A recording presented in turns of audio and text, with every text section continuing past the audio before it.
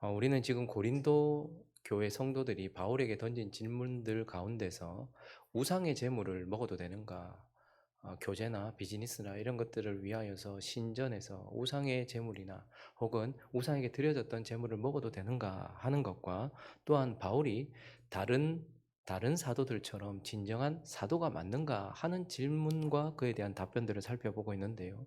결국 이 질문의 초점은 그리스도인에게 있는 자유와 권리에 관한 내용인데요. 우리는 앞선 본문을 통하여서 이러한 자유와 권리를 어떻게 사용해야 되는지, 그러니까 쉽게 말하면 자유와 권리 사용 설명서에 대해서 살펴보았다면, 오늘 본문은 이 자유와 권리가 가지고 있는 그 속에 내포되어 있는 위험성, 그래서 이 자유와 권리가 우리에게 있는데 이것을 잘못 사용하거나 이것을 남용했을 때에 우리에게 찾아올 수 있는 그러한 위험에 대한 경고 메시지. 그러니까 주의사항, 권리와 자유, 자유와 권리에 대한 주의사항에 대한 메시지입니다.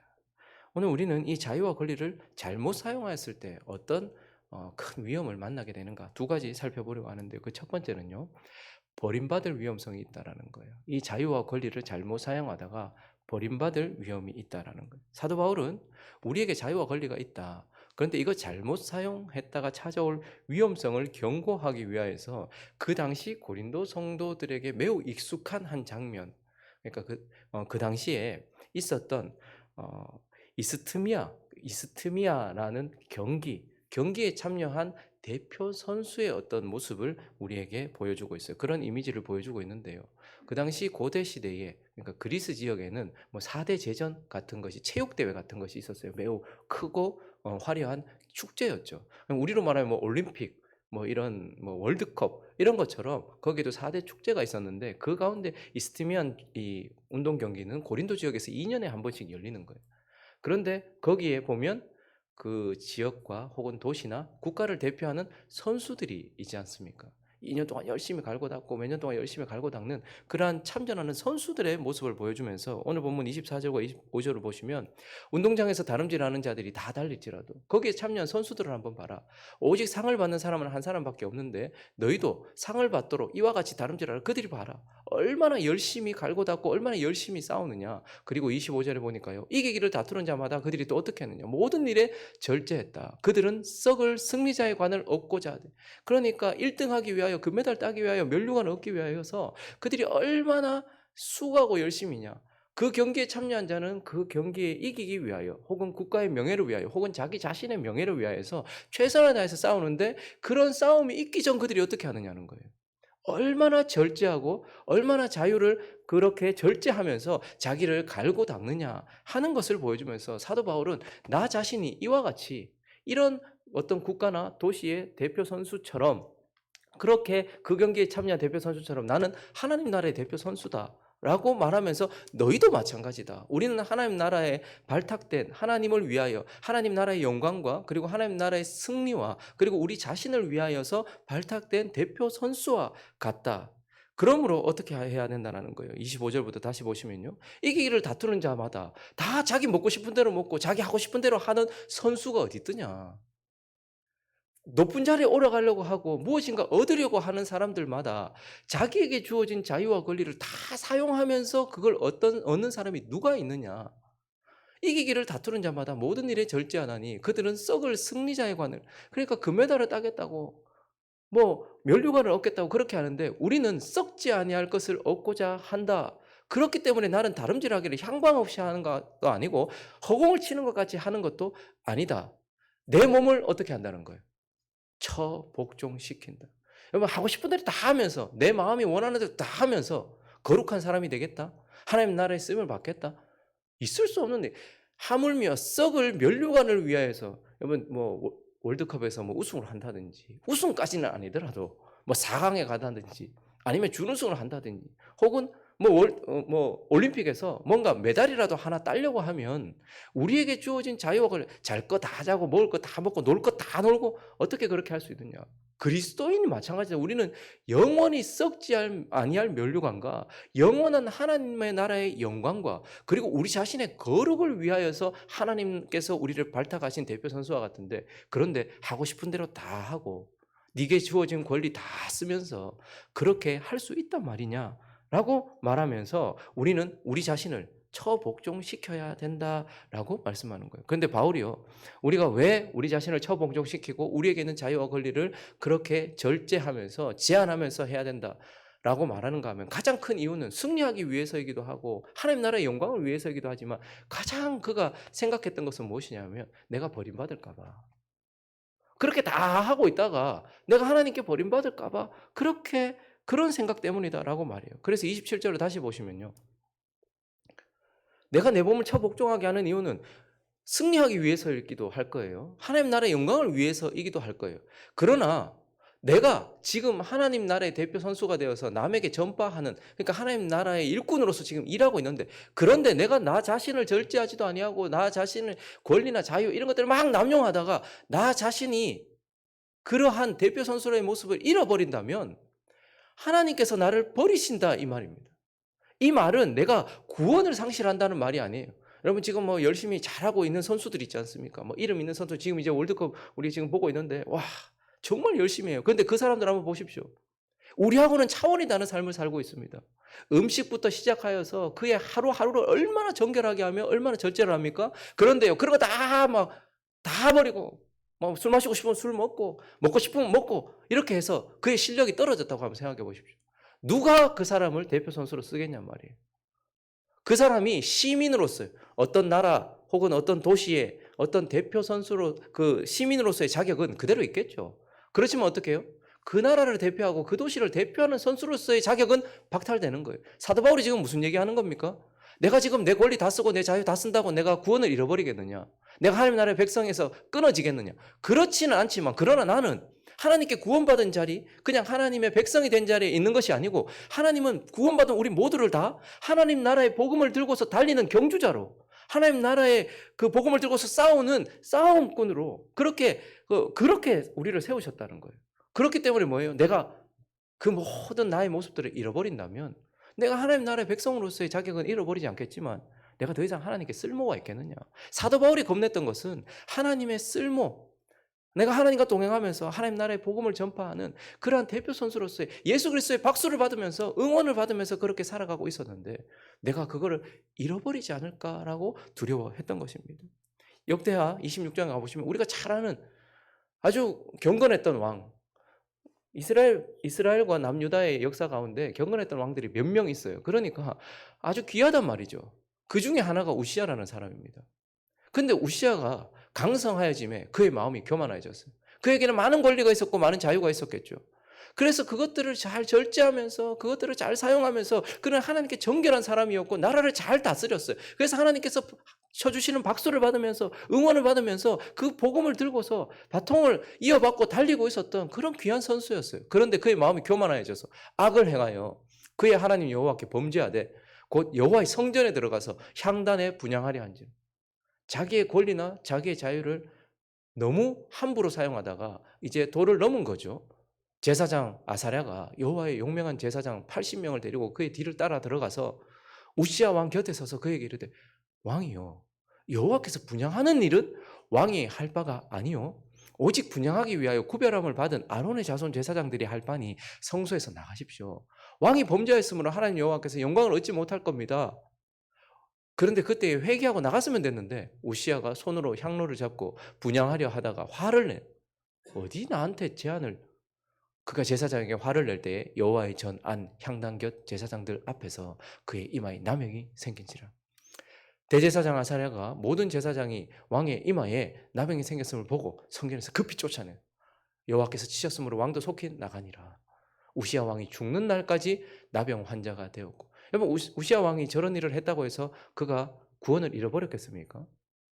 아니요. 성전에서 쫓겨났다고 해서 영원한 하나님 나라에서 쫓겨났겠습니까? 그러나 우시아 왕이 죽는 날까지 나병 환자가 되었고, 나병 환자가 되며 여호와의 전에서 끊어져 별궁에 살았으므로 그의 아들 요담이 왕궁을 관리하며 백성들을 다스려. 왕자에 앉아 있는데 어떤 일도 못하는 거죠. 이제 더 이상 선수로서의 가치는 없는 거예요. 하나님께서 우리에게 주신 자유와 권리가 많이 있습니다. 그러나 그것을 어떻게 사용하느냐에 따라서 우리는 어떤 사람이 되느냐의 갈림길에 서 있단 말이죠. 지금 우리가 잘 행복한 우리 교회 성도로서 혹은 행복한 우리 교회가 그리고 각자의 자리에서 우리의 자유와 권리를 잘 사용한다면 우리는 복음을 전파하는 그 귀한 사명과 또 우리에게 주어진 그 경기를 잘 치러낼 거예요. 그리고 주님은 여전히 우리를 박수하시면서 우리에게 박수를 치시면서 천군 천사의 응원을 들으면서 우리는 우리의 경주를 하게 될 것이란 말입니다. 그래서 우리의 삶을 통해서 하나님 나라의 영광이 드러나고 그러한 영광들이 있을 거란 말이죠. 그러나 우리가 그러한 자유와 권리를 남용하고 잘못 사용한다면 우리는 그러한 선수로서의 자격을 박탈당할 것이고 예수 그리스도의 박수를 받으면서 했던 그 경기에서 우리는 내려와야 될 것이다. 그래서 사도 바울은 버림받을 위험이 있다 이렇게 말씀하고 있는 것입니다. 그리고 또 하나 우리에게 주어진 자유와 권리 이것을 잘못 사용했을 때 두 번째 위험은요. 더 큰 위험입니다. 멸망할 위험.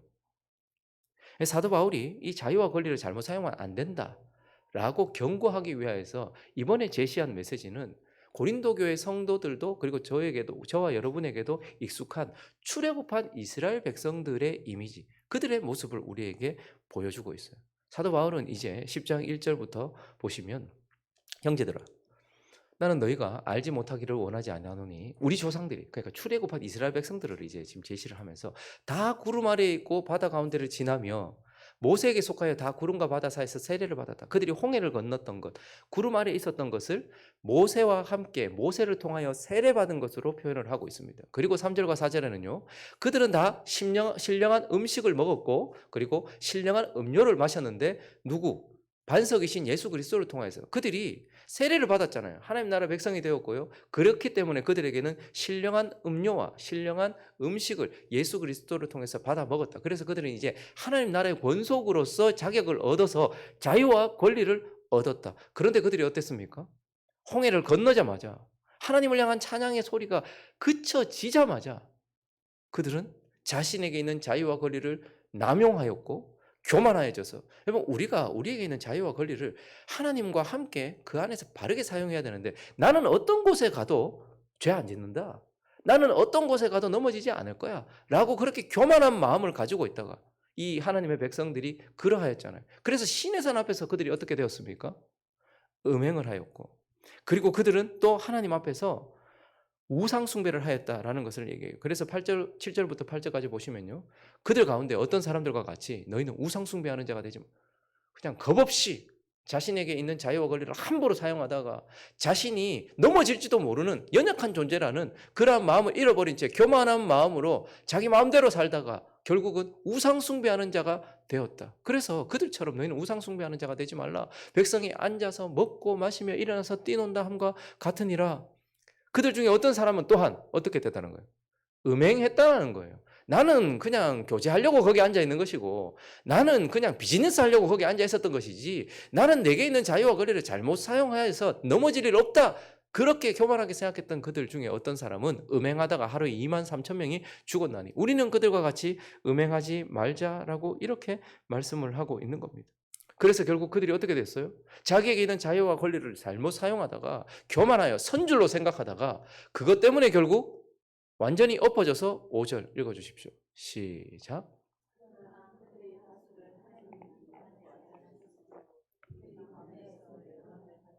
광야에서 멸망을 받았다 이렇게 말하고 있습니다.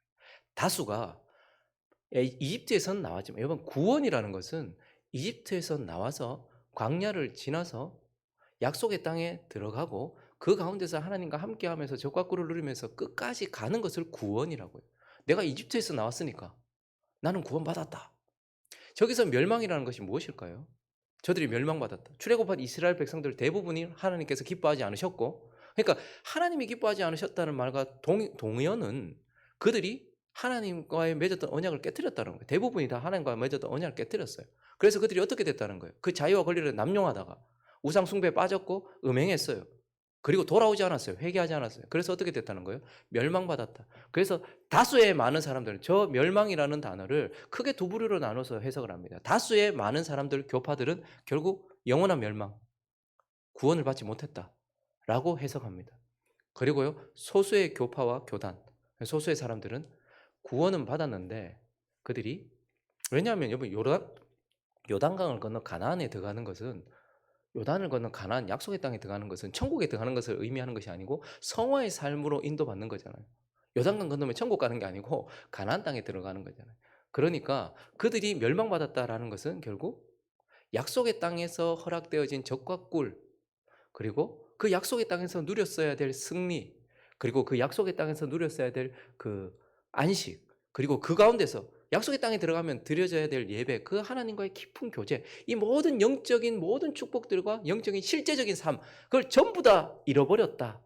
그러니까 어떤 사람들은 이들이 구원을 잃었다, 구원받지 못했다, 이렇게 멸망을 해석하기도 하고, 또 어떤 소수의 사람들은 그렇게 구원은 받았지만 그러나 영적인 모든 축복들과 그냥 살아는 있으나 죽은 것 같은 삶, 어떠한 하나님과의 깊은 교제도, 어떠한 축복도, 어떠한 적과 꿀도, 승리도 누리지 못하는 삶이 되어서 의미 없는 삶을 살다가 그냥 짐승처럼 살다가 다 갔다, 이렇게 해석하기도 합니다. 그런데 그것이 무엇이 되었든지 간에, 진짜 구원받지 못했든지 아니면 구원받은 사람이나 구원받지 못한 사람이나 비슷하게 그냥 그렇게 살든지, 그것이 무엇이 되었든지 간에 고린도 성도들을 향해 사도 바울은 지금 너희도 그와 똑같이 될 수 있다라는 것을 경고하고 있는 것입니다.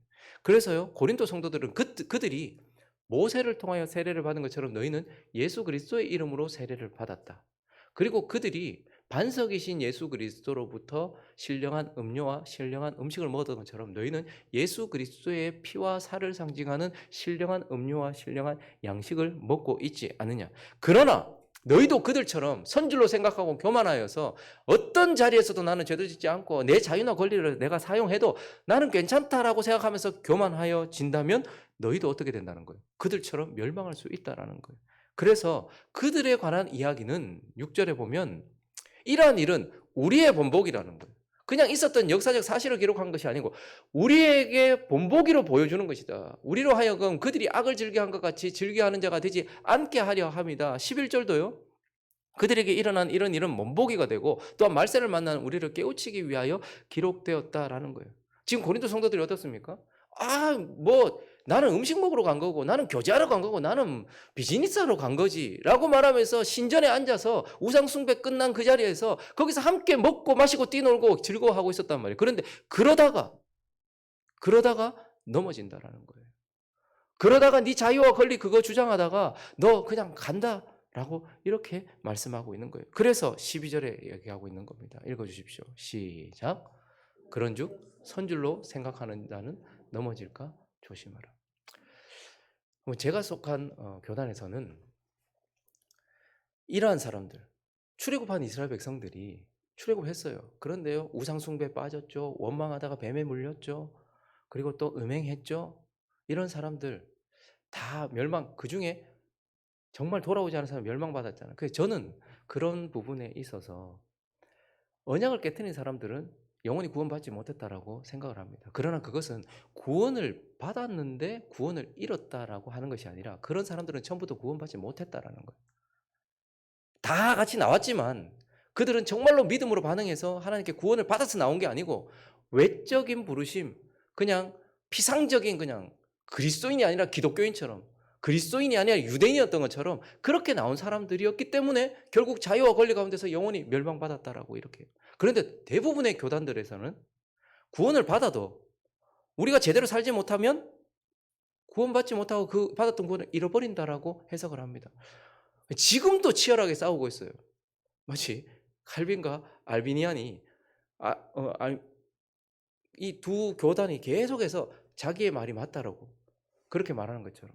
그럼 어쨌든 누구의 말이 맞든지 간에 저 사람은 처음부터 구원받지 못했기 때문에 결국 이집트에서 나왔지만 처음부터 받은 게 아니기 때문에 멸망을 했든지 아니면 구원받은 게 맞는데 자유와 권리를 남용하다가 구원을 잃어버렸든지 간에 지금 우리에게 뭐라고 말하는 거예요?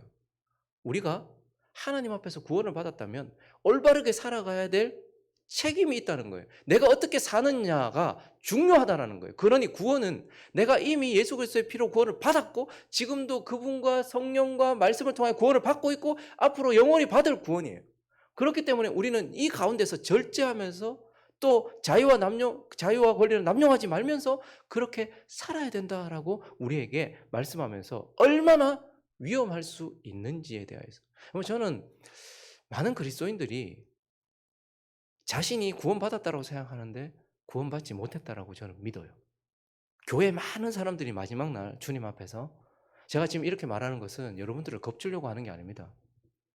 그런데 많은 사람들이 주님 앞에서 주여 주여 내가 주님의 이름으로 선지자 노릇했고 주의 이름으로 내가 병도 고쳤고 내가 했고, 근데 주님이 내가 너 도무지 알지 못한다라고 말할 사람들이 저는 훨씬 많다고 생각해요. 세상이 아니라 교회 안에요. 두려운 말씀입니다. 열매를 봐서 안다고 말하거든요. 완벽을 말하는 게 아닙니다, 저는. 그러나 끝까지 회개하지도 않고 끝까지 변화되지도 않고 끝까지 자기를 주장하고 있으면서도 자신이 구원받았다라고 생각하는 사람들, 저는 그 사람들 많다라고 생각해요. 착각하고 있는 사람들. 자기 구원받았다고 확신하면서 착각하고 있는 사람들이 교회 안에 많다라고 생각합니다. 저 목사가 왜 저렇게 겁을 주지? 한번 구원받았으면, 여러분 주님이 그런 교리 하나에 매이겠습니까? 한번 구원받은 사람은 영원히 구원받았지. 이집트에서 나왔는데 그러면 모세는 가나안 땅에 못 들어갔고 갈렙도 나중에 들어갔고 했는데 그럼 다 죽었단 말이냐? 다 지옥 갔단 말이냐? 저는 거기 있는 공동체 중에 약속의 땅 가나안 땅에 들어가느냐 아니냐가 아니라 음행하다가 23,000명, 그러니까 끝까지 돌아오지 않은 사람들은 거기서 죽었고, 원망하면서 끝까지 장대 위에 있는 그 노뱀을 바라보라고 했는데 바라보지 않은 사람들 다 죽었고, 그러니까 그 가운데 믿음으로 서지 않았던 사람들은 다 멸망받았을 것이고, 약속의 땅 가나안에 들어가지 못했다 할지라도 믿음으로 진짜 구원받은 사람은 구원을 받았겠죠. 그러나 진짜 구원받은 사람들은 이런 말씀 앞에서 자기를 점검합니다. 혹시 내가 두려움 가운데서 진짜 내가 구원받지 못했네 이런 떨림보다는 내가 정말 하나님 앞에서 자유와 권리를 잘 사용하고 있는가, 이런 것들을 돌아본다는 말이죠. 그래서 우리는 정말 구원받은 사람이라면 하나님 앞에서 다시 결국은 돌아오게 되어 있고 결국은 찾는단 말이죠. 잘 생각하면서 우리의 삶을 살아야 합니다. 말씀을 정리합니다. 여러분, 저와 여러분이 구원을 받았어요. 근데 우리에게 남겨져 있는 죄, 이거 항상 경계해야 됩니다. 구원받은 자 안에 하나님께서 죄를 남겨두셨어요. 부패성이 있단 말입니다. 그렇기 때문에 우리는 항상 우리를 경계해야 합니다. 그러나 동시에 구원받은 저와 여러분에게 주어진 권리와 자유도 있습니다. 그런데 이것도 항상 주의해야 돼요. 죄 때문에 넘어지는 사람도 있지만 자유와 권리 때문에 넘어지는 사람이 훨씬 많습니다. 이스라엘 백성들을 한번 보십시오. 자신에게 주어진 자유와 권리 때문에 넘어졌고 영원히 돌아오지 못했다라는 것을 기억하면서, 나는 오늘 내 안에 있는 죄를 늘 경계하고 있는가, 그리고 나는 오늘 내게 주어진 자유와 권리 가운데서 정말 그리스도인답게 살아가고 있는가, 다시 한번 돌아보는 저와 여러분 되시기를 예수 그리스도 이름으로 축원합니다.